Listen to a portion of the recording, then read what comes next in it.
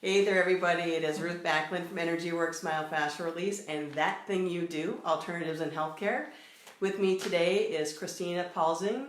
She is an acupuncturist from Superior Being and Wellness, and she agreed to come on my very first show today. We've had some technical difficulties already, but she's being patient with me. But what I wanted to do is, one of my goals is to actually introduce people in the area to other healthcare providers who are doing things in an alternative way. So I do myofascial release, Kristina does acupuncture, and probably a number of other things which I will let her tell you, but I wanted my viewers to know more about Kristina and the things that she does, and then you'll see more episodes down the road with other healthcare providers as well. So I'm going to open it up to Kristina today. I have a few questions for her that I want her to share information with you. And she's a Benny, by the way, when I first met her. That's important. It's really important. I went to the College of St. Benedict's in St. Joseph, Minnesota, and so did Kristina. I actually didn't know that until we met for coffee the very first time. So when you meet a fellow comrade from your college, now it wasn't the same college years, but it's the same, alma mater, you're like, instantly you like the person, right? So there you go. So thank you, Kristina, for putting up with the last minute scramble. But so some questions I have is, well, first of all, tell us a little bit about yourself and what your practice is really focused on. Yeah, so I have a master's in Oriental medicine, which basically is focused on acupuncture, but within Oriental medicine, we can do a lot of different things. So that includes Chinese herbal medicine, cupping, electric stimulation, Tuina, which is like a Chinese type of massage, gua sha, which is like skin scraping. So there's a lot of things that we can add and incorporate to our treatments to get the results that we want. And so I've been in practice I've been out of school, for 8 years now, and I've been practicing in Duluth for 6.5 or 7 years. Okay. Yeah, so building a good practice and trying to make people's lives better. Good, nice. So, so I know primarily I met you as an acupuncturist, and you just rattled off a whole bunch of stuff, and I'm like, well, I don't know what any of those things are really. I mean, other than just a little bit. So we may have to do a follow-up on some of those specialty things. Sure. But so what is acupuncture?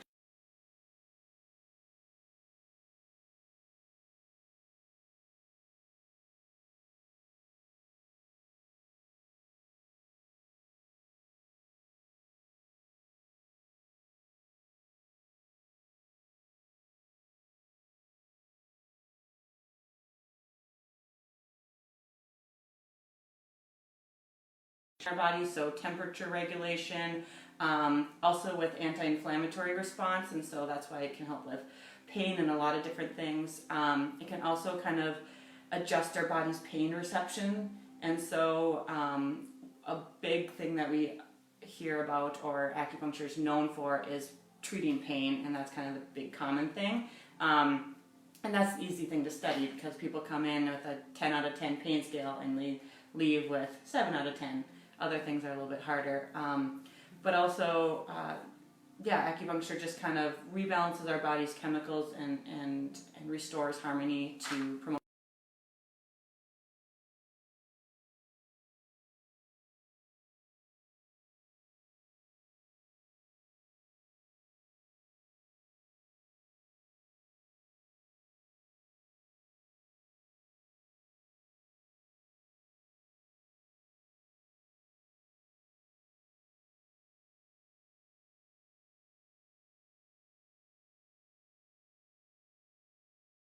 I took a few Asian studies programs and classes, studied abroad in China, and really fell in love with kind of the culture and the philosophy of Chinese. And that kind of became my passion, and so acupuncture Oriental medicine is kind of a perfect combination of both the healthcare and using my Asian studies and Chinese language to kind of put them together and create a career. Right. Well, and now I know this is kind of off topic, but when we met before, you actually got to go and study overseas. Now, how long did you do that? So I studied abroad when I was in school there, and then I lived in China and taught English as a second language for 2 years and just kind of immersed myself in the language and culture. And then when I went back to acupuncture school in the States here, I had the opportunity to go to a hospital for 3 weeks and kind of train with Chinese doctors and see how in China it's very, very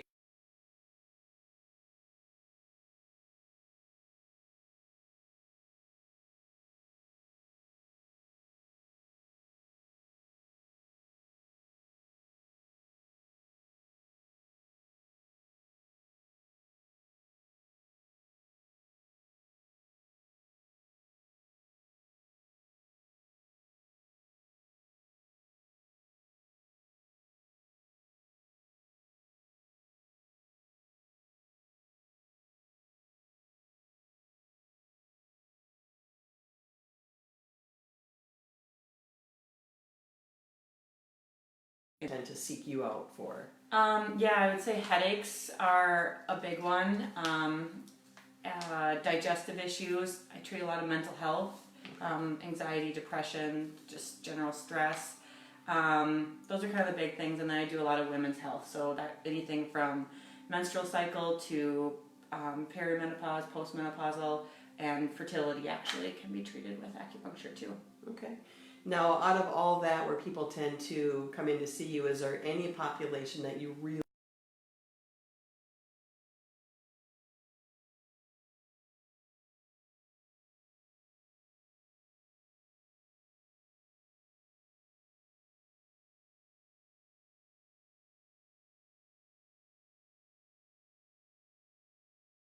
And want to get the improvement. So women is a huge part of my practice. But really I've seen ages 3 to in their 90s, male and female, so we can kind of help and try to treat pretty much anyone. Okay.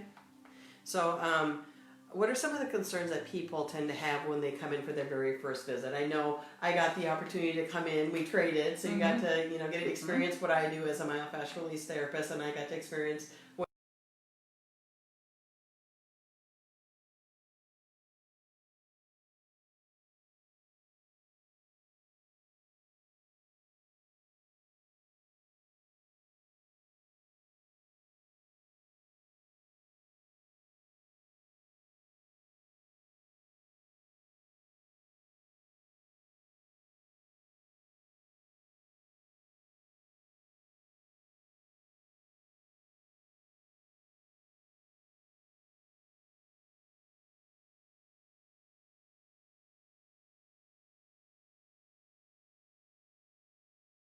I'm going to attest to. It really doesn't hurt.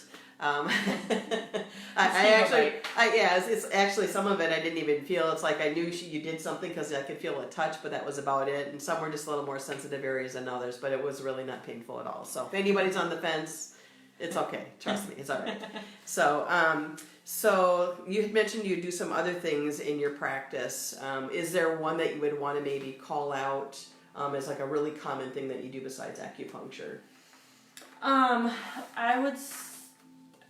do probably cupping and electric stimulation, probably the best. Cupping you might have seen on like the Olympics, Michael Phelps. A lot of really muscle tension.